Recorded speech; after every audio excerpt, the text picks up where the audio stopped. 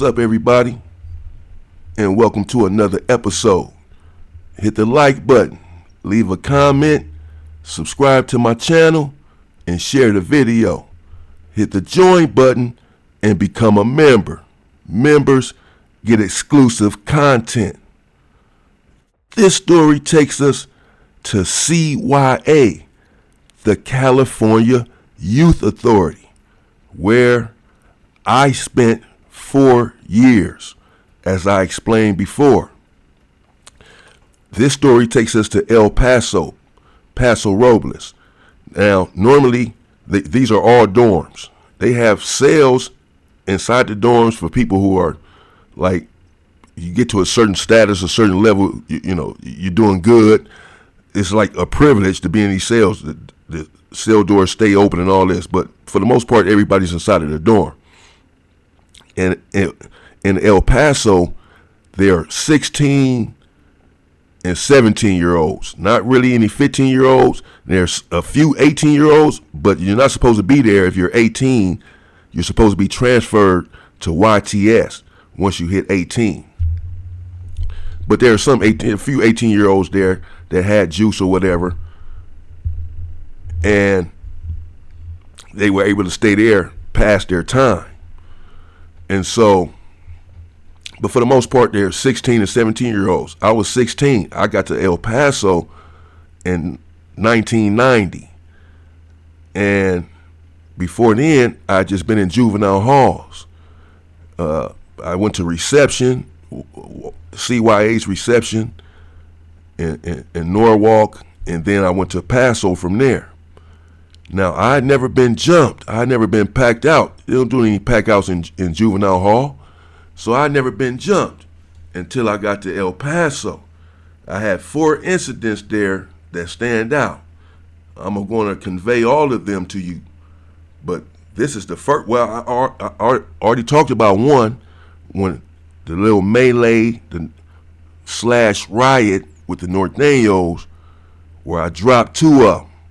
About 5 of them packed me out. This here is another one. And as I said, I got to El Paso in 1990. I was 16 years old.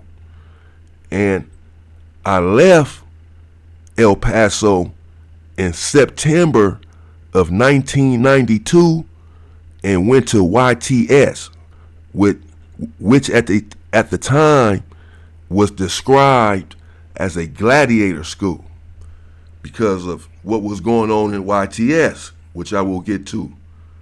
And so I did about 1.5 years in YTS. So 2.5 years in El Paso, 1.5 years in YTS, 4 years total in CYA before I got out in 1994 and then went to prison in 1994. And so when I got to El Paso, they put me in a dorm called Avenal. This is where people worked. If you worked in the kitchen, you worked in the laundry, this is like it's like a privileged dorm, a worker's dorm. They get certain perks and all this because they the only dorm in El Paso that was a worker's dorm. So it's all the workers there that really keep the facility going. So it was a few of my homeboys over there, and we were chilling. My boy Judah, who I speak to now, was also known as G-Mac from Playboy. He was there. A few of the homie from Shotguns, a few of us over there. And so I didn't want to leave, but I wasn't a worker. They wasn't really supposed to put me in a dorm to begin with. They just didn't have room anywhere else. So I was there for about a month. And then when room became available somewhere else, this being Napomo, they put me on Napomo. But when they came to tell me that I was leaving, the homies told me. They said, man, tell them that all your homeboys over here, that you want to stay here, that you got to stay here. Just tell them that you got enemies over there. And so to keep you here, bro, because we want you to stay here. So I said, okay. So that's what I told the police. And so the police like, oh, we don't know, we'll see or whatever. But then they said, well, we got to send you over there anyway. If there's a problem, just let us know, whatever. So it didn't really work. But the police over there on Napomo had told some dudes over there what happened. They told them, I guess, however they worded it to them, they said that I didn't want to come over here to Nipomo because I had enemies. So they either said that he was scared, or that's just how these dudes took it. T-Rock from 9-0, neighborhood 9-0 was over there, and I'm not sure if he was there exactly when I got there, but this is one of who the incident was with, and Stymie from UG, from Underground, little small dude, little short, skinny dude, who don't have a chance against anybody. And T-Rock, I didn't like T-Rock. Some of my enemies from different hoods, whatever, I always got along with. I was cool with some of them because I was always black first, and I always loved my people. So I was never on that. I never tripped on that too hard. Just depend on the situation where I was at and if these dudes was really tripping. But other than that, I never really tripped. And so I get along with a lot of dudes from everywhere, from 60s and all that. East Coast, I got family, my family from East Coast. My family. So I get along with all kind of people. But this dude T-Rock, he was just too extra out, and I didn't like him. And he had a little size on him, not enough to write home about. And I thought to myself, one day, man, this dude gonna get into it. I ain't like the way he looked at me. And I knew that the police had told these dudes that I was scared to come over there, or that's how they took it. So I'm already thinking, man, these dudes, they think I'm a buster. They think I'm a mark. I know that I'm not. I know why I told the police I ain't want to. I was just trying to stay over there with my homeboys, and they told me that this is how I could stay over there. They told me to tell the police this. Not that I just listen to anything that they tell me, that people tell me. I'm not a follower, but these are my comrades. They trying to keep me over there, and they told me this is how you stay over here, bro. Just tell the police you're gonna stay here. Your people over here, not over there. That's it. So that's what I did. I'm not knowing anything else.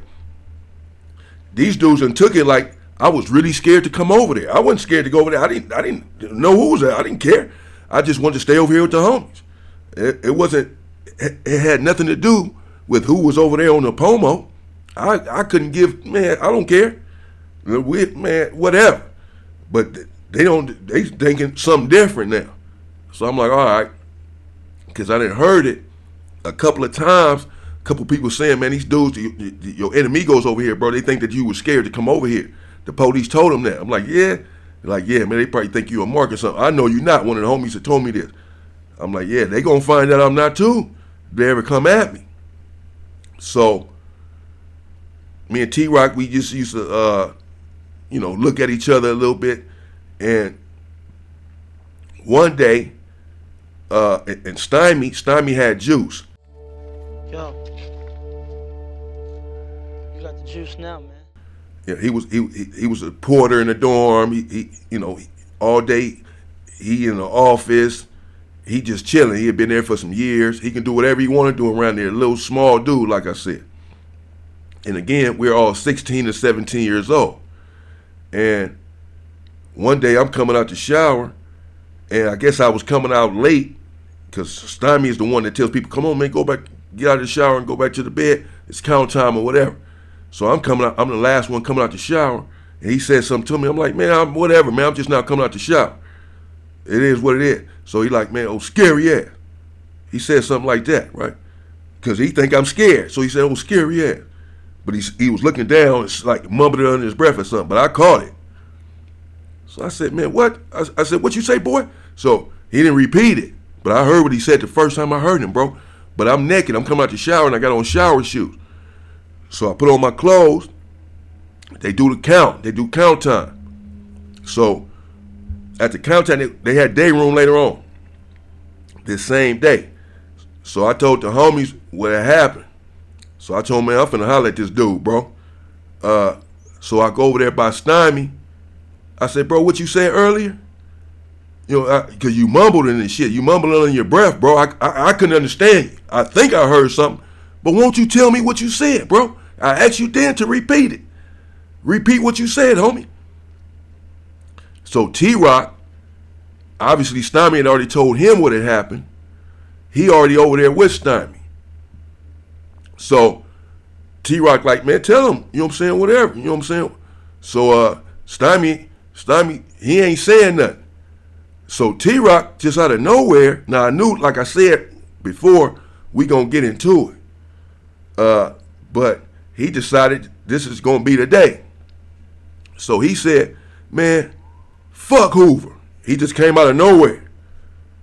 Because Stymie wouldn't say what he said, and he wasn't there, so he wasn't gonna repeat it. So just to get it cracking, he said, man, fuck Hoover.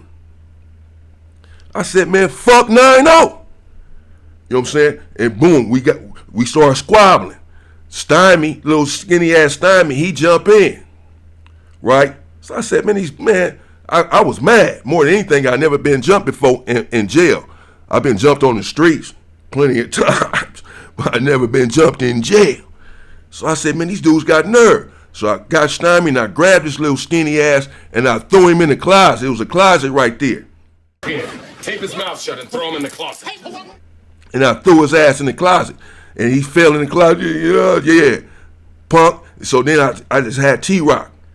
You know, like I said, he wasn't nothing. He wasn't nothing. So I had on him and dropped him. Tell the truth, boy. I dropped him. They tried to pack me out and I dropped him. But I was still mad. I said, these dudes packed me out. And guess what? They sent me to the hole and only me. Because they, like I said, Stymie had juice.